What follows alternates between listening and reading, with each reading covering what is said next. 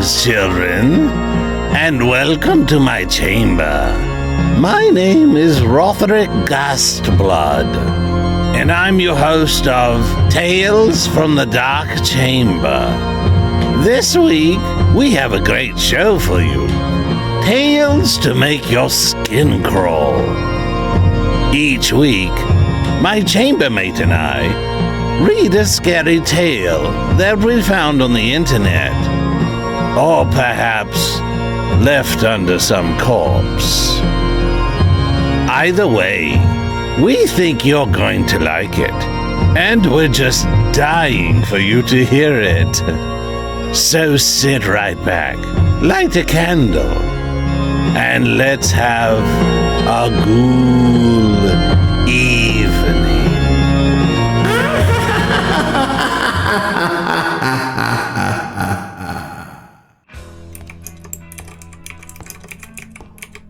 Oh, Woody, I'm leaving out for the evening.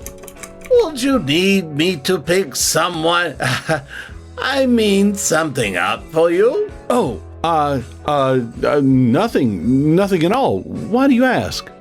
Woody, you seem a little jumpy tonight.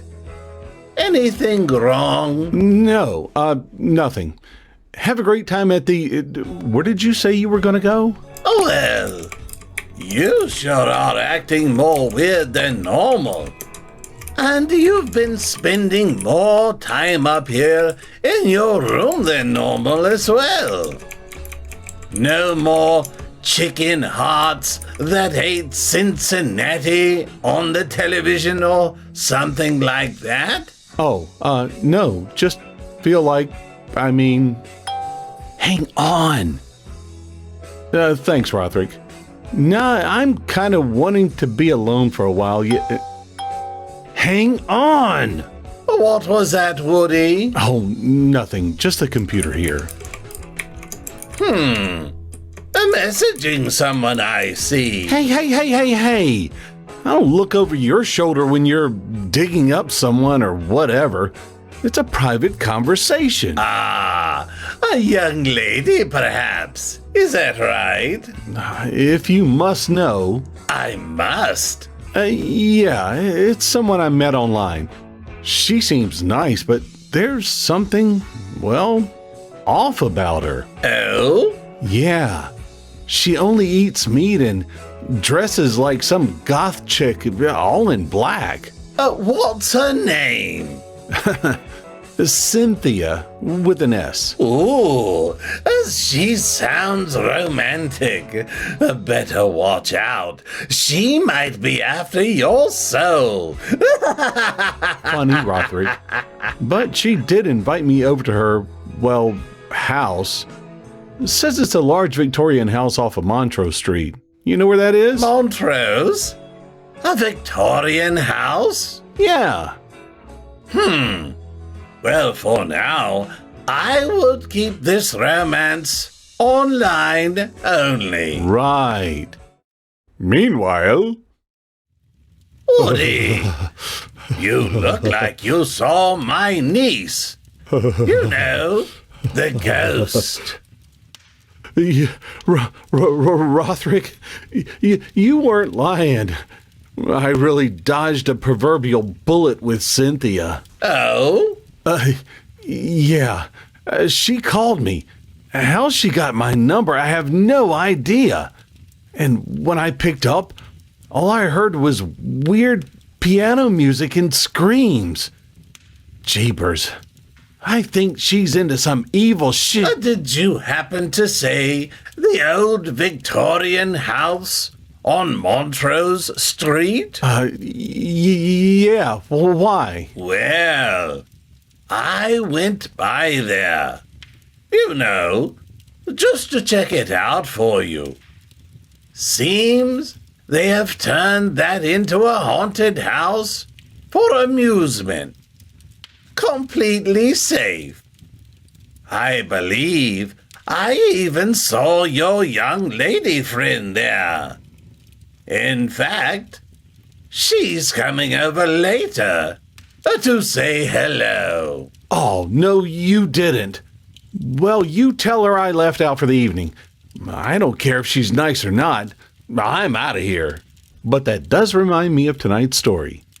Tonight, we read Don't Let Me Down by JaxWolf. Seems a lonely young man has made friends with a stranger online and turns into quite the evil romance. Enjoy. Don't Let Me Down by JaxWolf. New message. In the beginning, if she asked me to do it, I wouldn't. It started so simple, but no matter what I've done, can't be forgiven or forgotten. I'm sorry to the people I've harmed, and truly sorry to their families I've caused so much pain. I'm not sorry I let her down. A girl online with the username Kitten. I'm getting ahead of myself. We'll start at the very start of this horrible nightmare of love. Exactly a year ago today, I received a message from a girl named Kitten. The message read, "Hey, I really like the way you look in your profile pictures. Let's chat." I was very happy over the message and messaged right back. I was a lonely guy who always did his best for friends but was always taken advantage of. "Hey, I like your pictures too. Where are you from?" I quickly typed. "I'm actually down the street from you and would love to meet up sometime, but for now, let's video chat," she messaged. I clicked on the camera button and the screen showed her face painted like a skull. I asked why her face was painted, and when she said it was just for fun, I believed it. After all, she could be an artist like me. We talked about certain things in life, movies, books, art, and finally the question was asked that started a terrible nightmare. "If you had to kill for me, would you?" she said, looking down, smiling, and biting her finger. "Yeah, I mean if it was very serious do-or-die situation," I said with a nervous voice. "Oh, trust me, it is a do-or-die situation," she said, looking down. A scream shot out in her house, and her eyes went wide as she said her grandfather would have fits that reminded him of the war as she signed off quickly. I sat back and thought of the scream I heard, but something wasn't right. The voice sounded strong, not weak. A few days went by and I shrugged everything off and just thought she must be busy until I heard a ba-ding. I checked my computer and the screen said there was a new message from Kitten. I opened the message and it said I missed a video call from her, so I video called her right back. When I saw her, I noticed a mark on her shoulder that looked deep, but she said it was just a new special effects thing she was working on. We made plans to meet up on the weekend and to take a stranger to dinner at her house just as an experiment.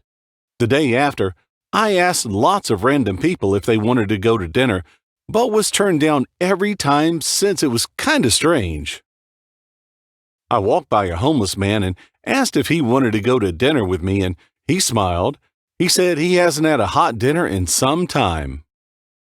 We talked on the way over to her house, and he explained how he had 2 daughters and a son that he lost contact with. The homeless man told me his story of a young businessman who had had it all, but when a man came in and made a business deal with him, the man took everything he had. The homeless man sent his kids to live with their mother and gave them the rest of the cash he had. We arrived at a mansion that looked old but clean. I didn't believe it at first, but I rang the doorbell and Kitten was on the other side with a smile. We followed her through giant rooms into a dining room with a long wooden table. I asked why she still had the face paint on, and she looked down and said, "Let's have dinner." We sat at the table waiting for dinner, but when I looked at the homeless man, his eyes were wide and lifeless as he fell forward with a cleaver in his back and Kitten was behind him. I tried to run to the front door, but she ran in front of me, sliding on the waxed floors. She asked me where I was going and how it would be pointless because I would be a connection to the murder and go down with her. She walked close to me and grabbed my hand and explained in my ear the do-or-die situation was right now. If I didn't kill someone for her, she would kill me slowly.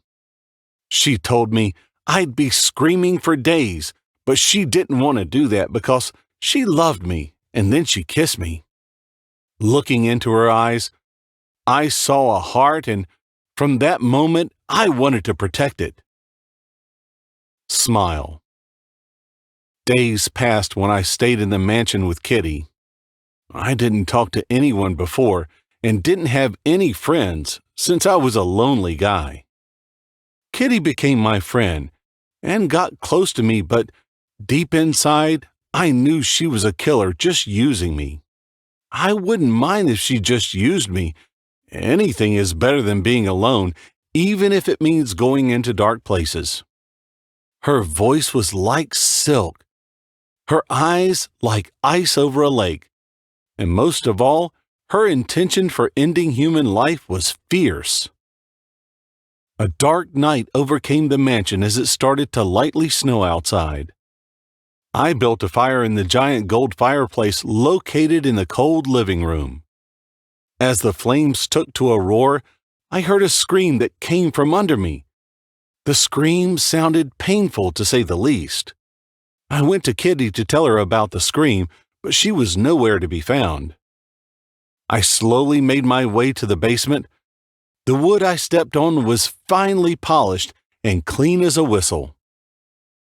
I reached my head around a corner to see Kitty standing over a man wrapped in chains, screaming with nothing but candles for light. The floor was bloody, and from the look of the blood-stained floors, this wasn't the first time. I ran over to stop her beating the man in chains. She looked at me over her shoulder, and in her eyes I saw the rage she had. I asked her why, and with a long silence she replied, "This man is the same man you heard on the phone, but this is not my grandfather." I walked over and looked at the man wrapped in chains. His face had cuts all over it, and his body had stitches from head to toe. The man had white eyes and was fairly muscular. Kitty explained the man was one of her butlers from some time ago, and he had betrayed her. When I asked what crime he has done, she looked down and said softly, "He tried to run away from me. No one leaves me." My heart sank as I realized what that meant. I could never leave this place or her side for the rest of my life. She picked my head up and kissed me as she said, "Look at me and tell me, is this what you thought the Reaper looked like?" After that night, I sat by the fire and avoided talking to Kitty. She must understand I need space because she hasn't tried talking to me. The flames grow dimmer as my mind grows weaker thinking of what she had said to me. Kitty came and grabbed my head and led me to her room that was filled with flowers and life. She explained how I'm tied to her now, and as my reward, I can live with her and stay in this beautiful place with her, or I could walk away. She told me something I'll never forget for the rest of my life. "If you choose to go, I will never stop following you." I kissed Kitty that night, knowing I've fallen in love with death. Any sane man would run from this place, but if any sane men felt like me, they'd understand why I stay. Kitty gave me a list of people I needed to kill over the next week, but if I can, bring them back alive. So that's exactly what I did. I kidnapped most and knocked the rest out with a bat. I felt terrible doing it, but I loved her. I never asked what she did to the bodies when I gave them to her. I didn't want to know. Every night, I heard their screams and felt their pain as my heart ripped in two.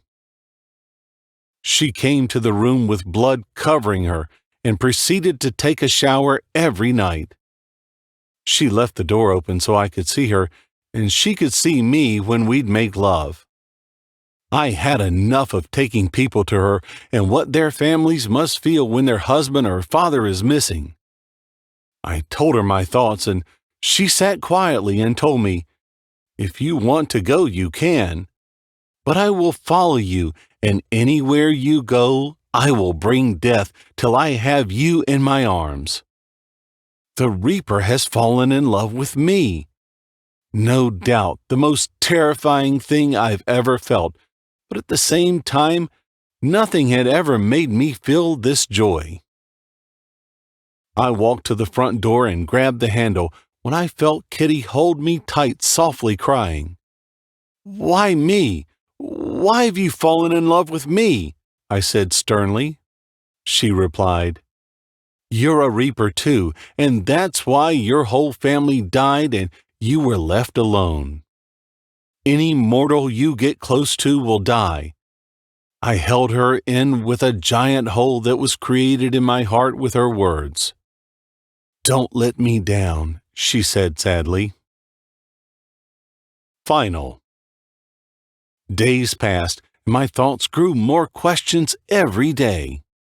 As I kidnap people and bring them to her, I beg them not to scream. It tears my heart. I don't know how long I could keep going on like that, just hurting people for someone I love with no moral reason. I kept looking into her eyes, and all I see is fire for something terrible. I lay by her side and hold her as she sleeps, but I can't help but think, is she the killer or am I? I walked into the living room and saw what my mind wished was a dream, but was there in front of me. Dead bodies made a giant circle with candles lit on the outside, and she was dancing. I could hear music, but I couldn't tell where it was coming from. The noise of a piano and a violin playing to her body. The more she danced, the louder the music got as the bodies started slightly moving on their own. The bodies would shift when she did and float when she raised her hands. Every time she lowered her hands, the bodies would slam on the floor, cracking more bones every time. I couldn't take it anymore and ran to our room where our shotgun was kept. I ran back down and jumped into the circle, pointing the barrel right at her face and gripped the trigger. She looked at me and stopped dancing. At the same time, everything went silent. The candles softly lit her face as we stood looking at each other's eyes. A tear rolled down her face, and she just kept looking at me. Didn't move, didn't blink, just looked into my eyes. I put the shotgun down and held her tight as tears ran down my face in shame. "I can never kill again," I told her with my voice shaking, then ran out of the house.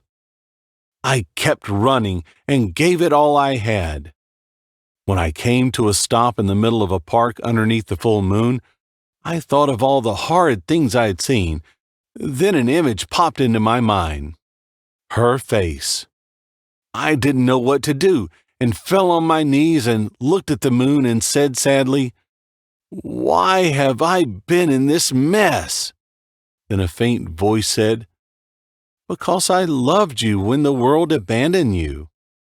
I turned and saw Kitten barely walking up to me, then fell into me. I asked her why she was so weak, and she explained how she did the dance to regain her strength, or she would die being around me, because I held her near. I brought her back to the house and let her do her dance. It was the only chance I could keep her alive. I went to bed and wanted to just love her without her being her or me being me. I woke up to her voice telling me I would never have to kill anyone again because she found eating live animals kept her alive. I felt a weight lift off my shoulders as I held her and laughed with her for the first time in weeks. I took her out to the park at midnight and set out a dinner for us. Kitten looked into my eyes, and I saw a girl I loved again. I walked her along the outside of the pond and enjoyed her company until she got sleepy and fell asleep. I carried her back to the house and saw a man digging dirt in a grave. I looked at the headstone saying, Jerry Glaze, a man I remembered killing by his name tag. I looked further down and felt my heart hit the floor and my mind stopped as I read the imprinted letters under his name. Loving father and husband. I stopped for a few seconds, then kept walking with a sad heart as I thought of the family out there that had lost a family member. I kept thinking of the 57 men I've killed and how many dads or husbands did I take from people. The day after that, Kitten fell sick and had to lay down. I got back to doing things I like and felt good about what I was doing, but I knew I didn't deserve the joy. Later that night, I went to the bedroom to see Kitten wasn't there. I looked through the house, but she wasn't anywhere to be found. I barged out the door and started yelling her name as I ran and looked down the streets. I ran to the last place I wanted to and saw her laying in the parking lot with a pile of blood around her. She said she had lied about herself getting better and tricked me because she didn't want me to be sad. I took her back home and bandaged her up quickly, but in my frantic state, she grabbed my arm and said, "It's too late, love. I will die." I held her and told her I love her as she did the same as I saw a light flash into my window. "Get out with your hands up! The mansion is surrounded!" I glanced to see the cops outside with dogs barking and a SWAT team with loaded guns all pointing towards the front door. Kitten kissed me, then whispered into my ear, "Don't let me down," and faded out of life. I got up and carried her through the front door and fell to my knees. "Let the hostage go!" they screamed. I looked down at the girl I fell in love with and said, I won't let you down." I surrendered and they took her away and arrested me for several counts of murder and kidnapping. And that's why I'm here today in front of the jury and you, Judge, to tell you my story of a love horror story that got me in a very bad place. The jury finds you guilty of the killings and kidnappings as I sentence you to 50 life sentences in a fully guarded prison. The gavel drops, making a pound noise that echoes in the room. Part 4. I open my eyes and turn over to look at the girl I would do anything for. She smiles and kisses my head, saying, "You let me down." I open my eyes once more to a sad realization I am still inside these cold prison walls. I can hear the guards yelling at me to get up and where to go, and from that moment on, they control every aspect of my life. I get a chance to look outside when I walk a specific hall to the lunchroom. The window is very small, and I only get a moment to look outside. Today it was snowing heavily.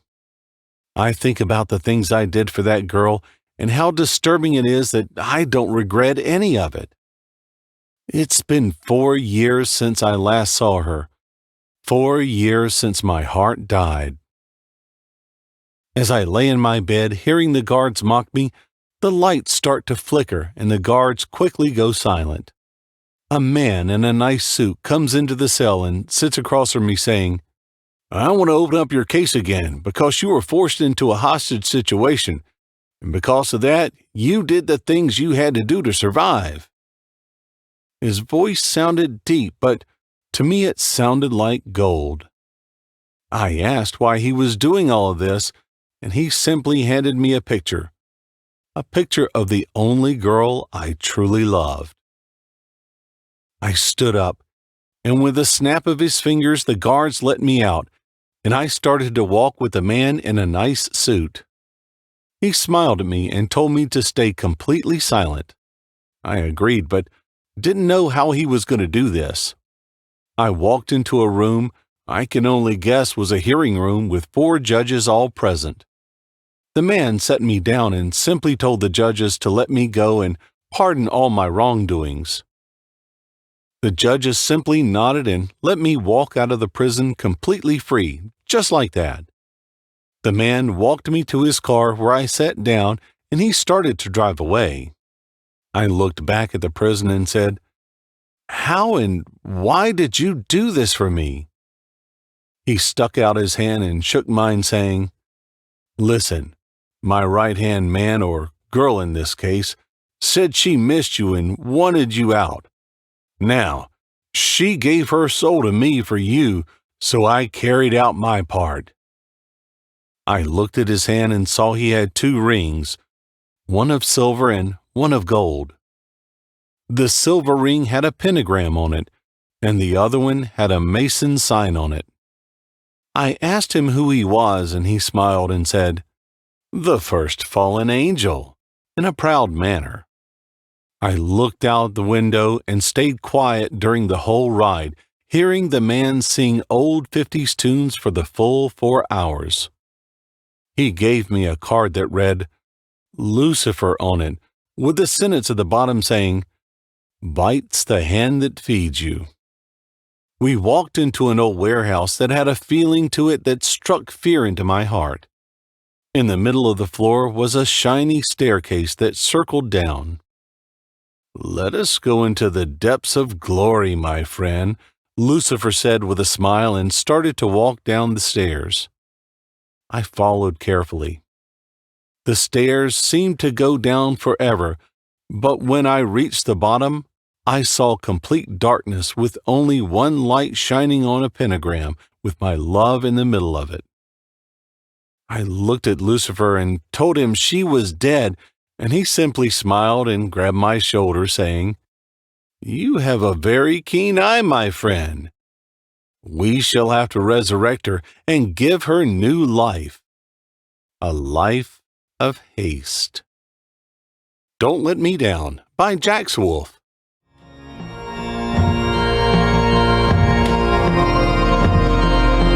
Well, folks, that's our story tonight. Rothrick and I hope you enjoyed it. We sure had a great time bringing it to you, and we really appreciate you listening. Tune in next week when we bring you another chilling tale from the dark chamber. And just a note, if you're an aspiring author and you want your story read here on Tales from the Dark Chamber, send us a note at talesfromthedarkchamber@gmail.com. If it creeps old Rothrick out enough, we'll air it. And subscribe to our podcast for notification of our next new episode, or subscribe to our YouTube channel at Tales from the Dark Chamber and follow us on Instagram or Twitter. If you want your story read for your own use, or you just want to have it, check out my website at woodygvoiceover.net. You can order there, or you can find me on Upwork as Woody G. And again, thank you for listening tonight.